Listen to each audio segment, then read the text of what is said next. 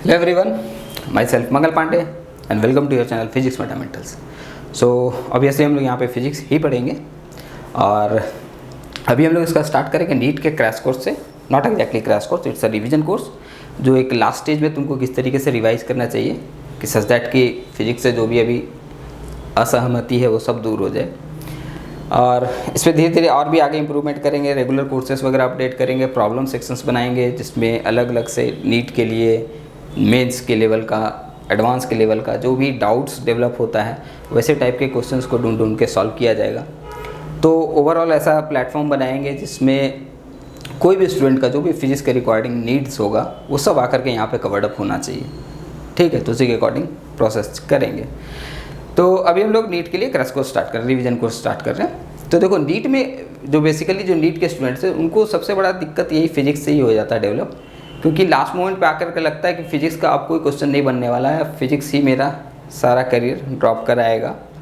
तो एक डर डेवलप हो जाता है। ठीक है, तो उस डर को पहले दूर करना है कि नहीं, ऐसा कोई डरने वाली बात है नहीं फिजिक्स में, ये बहुत आसान चीज़ है, किसी को भी समझ में आता है। बेसिक फंडामेंटल अगर बात करो फिजिक्स का तो किसी छोटे से बच्चे को भी समझ में आता है।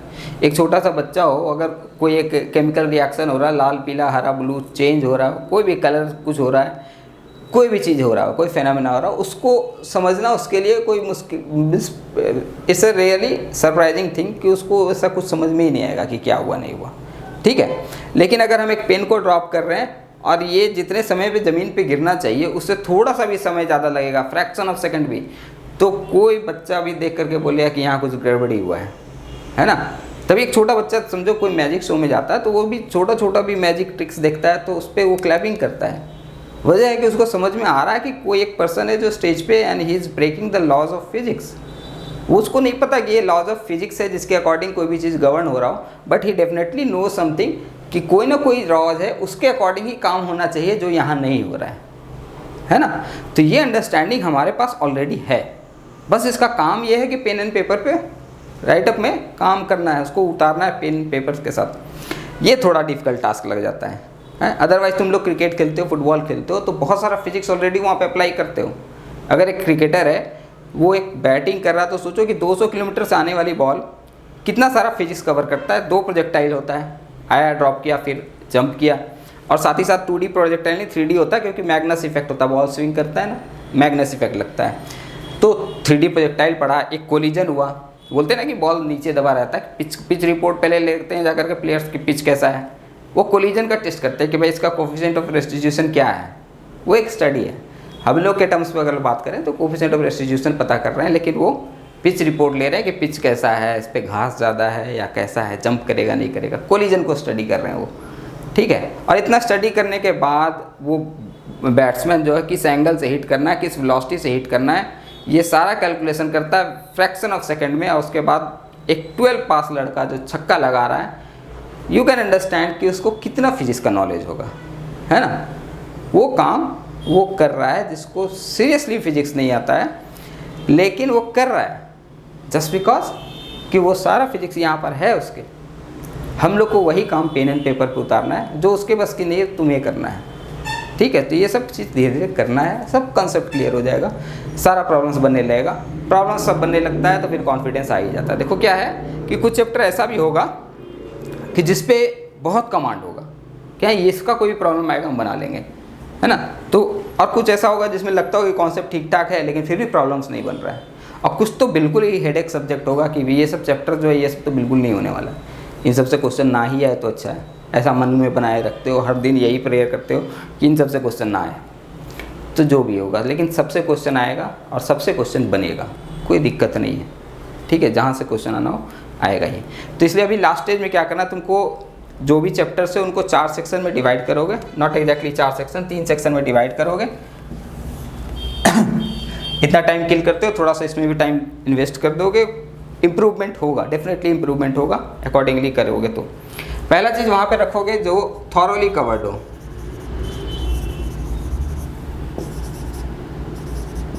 कुछ चैप्टर्स ऐसे होंगे जो बहुत अच्छे से क्लियर होंगे, एकदम थॉरोली कवर्ड होंगे, डेफिनेटली होगा। तो जो भी थॉरोली कवर्ड है मीन्स उसका कॉन्सेप्ट भी क्लियर है, उनके सारे प्रॉब्लम्स भी बनते हैं, तो वैसे चैप्टर को फर्स्ट सेक्शन पे रखोगे। इसलिए रखना है इसको भी इसको अभी भी ध्यान देना, क्योंकि इससे पहले बन रहा होता था, अब हो सकता है कि अब ये भी ना बन रहा हो। कुछ चैप्टर ऐसे होंगे जो 11 में बहुत अच्छे से बन रहे होंगे, उनका कॉन्सेप्ट सब क्लियर होगा, लेकिन अब लास्ट स्टेज में जाकर के उनसे भी प्रॉब्लम बनना बंद हो गया होगा। तो ये सब डर है, यहाँ का साइकोलॉजिकल इफेक्ट है, उसको निकालो पहले, ठीक है। तो यहाँ पे भी कुछ चैप्टर मिलेगा, कम हो ज़्यादा हो जो भी हो, ईमानदारी से लिखोगे। ये तुम्हारा सीट कोई और चेक नहीं करने वाला, तुमको खुद से इवैल्यूएट करना है, तो अपनी ईमानदारी से लिखोगे। दूसरा सेक्शन में वो रखेंगे जिसका कॉन्सेप्ट ओके हो, बट अभी भी प्रॉब्लम्स बनाने में डिफिकल्टीज होता है, डिफिकल्टीज इन न्यूमेरिकल्स। हमको फाइनली तो न्यूमेरिकल ही बनाना है ना, न्यूमेरिकल सॉल्व होना चाहिए। कॉन्सेप्ट कितना भी अच्छा समझ में आता हो, हमको रिसर्च स्कॉलर तो नहीं बन जाना है फिजिक्स का, न्यूमेरिकल तो बन जाना चाहिए। तो कुछ लोगों को ऐसा लगता है कि ये सब चैप्टर, इसमें मैक्सिमम तुम्हारा चैप्टर होगा, अगर देखोगे तो नीट के कोई भी स्टूडेंट के लिए मैक्सिमम पोर्शन इसी में मिलेगा, ठीक है, अच्छी बात है, ऐसा होना चाहिए। तो ये ऐसा हो जाता है कि हम लोग को खास करके लगता है कि इनके सारे फॉर्मूलाज मुझे पता है तो इसका कॉन्सेप्ट क्लियर है, लेकिन ऐसा है नहीं। फिर भी न्यूमेरिकल नहीं बन रहा है तो कन्फ्यूजन समझना है कि कहाँ पर है। फॉर्मूलाज पता होना इज़ नॉट अ थिंग कि उससे तुमको फिजिक्स क्लियर हो जाएगा। हम पहले ही बोलते हैं, आज भी बता रहे हैं कि formulas are the last tool to solve any numerical. Physics के लिए फॉर्मूलाज एकदम लास्ट आखिरी अस्त्र है वो।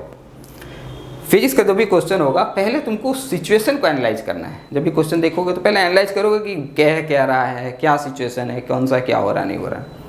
फिर दूसरा तरीका है, दूसरा स्टेप है कि उसके अकॉर्डिंग कुछ डायग्राम बन रहा हो तो डायग्राम बनाओ, डायग्राम से फ्री बॉडी डायग्राम बनाओ एक एक इंडिविजुअल ऑब्जेक्ट्स का, या अगर किसी और भी चीज़ का है तो उसके लिए जो भी रिगार्डिंग फोर्सेस वगैरह उनको प्लॉट करो।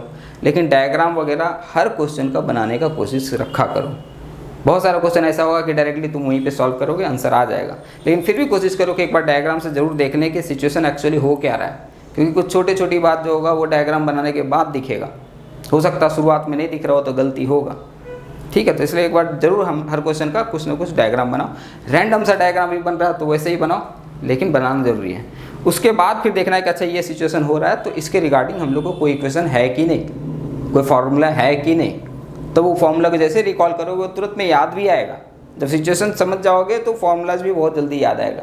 फार्मूला आ गया, फार्मूला प्लेस करोगे, जो भी डेटा गिवन है उसको प्लेस करोगे, आंसर सॉल्व हो जाएगा। सो लास्ट प्रोसेस बनता है कैलकुलेशन, वो खत्म हो जाएगा। कैलकुलेटिव भी ज़्यादा क्वेश्चन रहता नहीं है, तो इसलिए दिक्कत बहुत ज़्यादा नहीं होगा। लेकिन अगर तुम ऐसा काम करो जो जनरली लोग करते हैं स्टूडेंट, खास करके जो नीट वाले, पहले फार्मूला लिखते हैं, उसके बाद उसमें प्लेस करने का कोशिश करते हैं कि जो भी डेटा क्वेश्चन में इसको यहाँ रख दो, इसको यहाँ रख दो और सॉल्व करने की कोशिश करो, तो उससे कुछ नहीं होने वाला है। वो एकदम रैंडम प्रोसेस है, उसमें कुछ नहीं होने वाला। पहला चीज़ है एनालाइज करो क्वेश्चन को प्रॉपरली, थोड़ा सा क्वेश्चन पे टाइम इन्वेस्ट करो। अभी टाइम इन्वेस्ट करोगे तो एग्जाम के जब देने जाओगे तो वहाँ पे टाइम बचेगा, तभी क्वेश्चन में टाइम इन्वेस्ट करा करो, ठीक है। फिर इसमें न्यूमेरिकल भी बनने लग जाए तो अच्छी बात है। और दूसरा चीज़ ये ध्यान रखो कि कुछ कुछ चैप्टर ऐसा भी होगा जिसमें बहुत डिटेल थ्योरी है ना, उसके रिगार्डिंग बहुत सारा डिफरेंशिएशन इंटीग्रेशन करके बहुत सारा रिजल्ट बनता है। बहुत सारा क्वेश्चन ऐसा होगा कि बिना डिफरेंशियल कैलकुलस के बनेगा नहीं, डिफरेंशिएशन इंटीग्रेशन के बिना उसका क्वेश्चन बन ही नहीं रहा, ठीक है। तो उसमें भी उलझन लेने का जरूरत नहीं, टेंशन लेने का ज़रूरत नहीं है। उन सब में भी कुछ डायरेक्ट फार्मूलाज होते हैं, उनसे क्वेश्चन बनते हैं, और नीट में वही क्वेश्चन पूछा जाता है कि ये पता है कि नहीं। अगर हम लोग इलेक्ट्रिक फील्ड निकालने जाएँ तो बहुत सारा इंटीग्रेशन करना पड़ता है, लेकिन एक वायर के लिए क्या इलेक्ट्रिक फील्ड होता है किसी पॉइंट पर, अगर वो पता है तो डायरेक्टली वो फॉर्मूले पे क्वेश्चन रहेगा, तो तुमको कहाँ कोई डिफरेंशिएशन इंटीग्रेशन करना पड़ा। So it will be easier task. ऐसा भी कोई चैप्टर हो तो उससे कोई टेंशन नहीं लेने की जरूरत है, उनका भी क्वेश्चन आसानी से बनेगा। कुछ चैप्टर डेफिनेटली ऐसे होंगे जिन पे बहुत सारा प्रॉब्लम होगा, एनफ डिफिकल्टीज, तो जिसमें बहुत सारा डिफ़िकल्टीज है उसको भी ईमानदारी से यहाँ रखोगे। हो सकता है किसी के लिए बहुत ज़्यादा हो, तभी तो दिक्कत है, तो उसको भी रखना है। अब कोशिश ये करना है कि एक एक करके सभी मेरा लास्ट सेक्शन में जाए।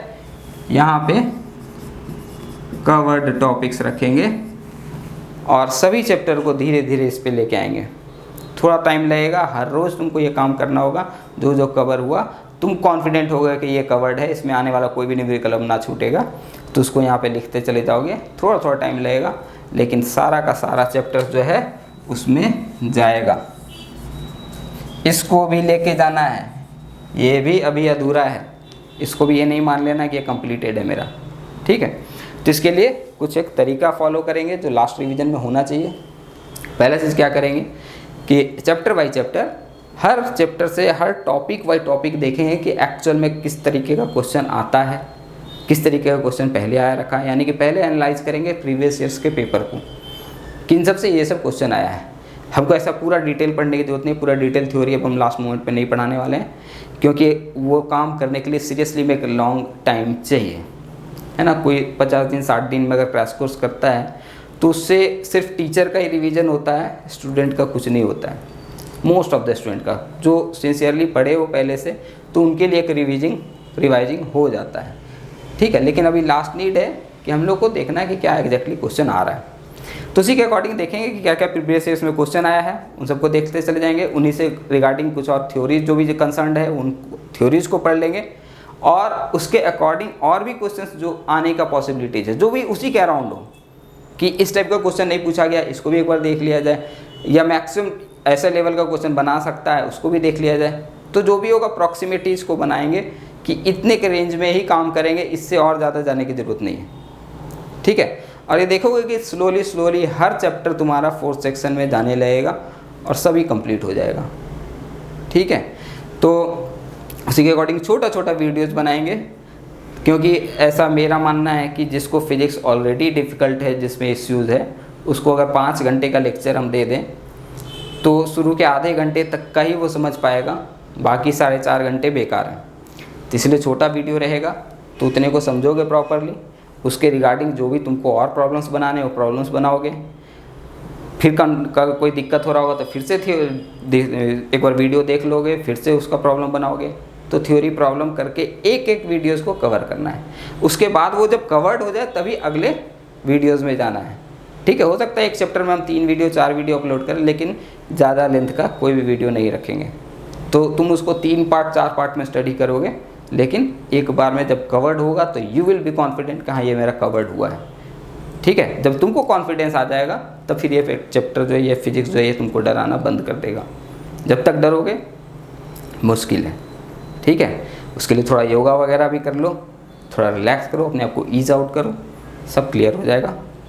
एंड कोशिश करेंगे आज से या नेक्स्ट डे से अपलोड करना शुरू करेंगे, ओके। सो आई होप कि कुछ इम्प्रूवमेंट हुआ तो सब कुछ सही है, otherwise all are worthless job. So have a good day now, thank you.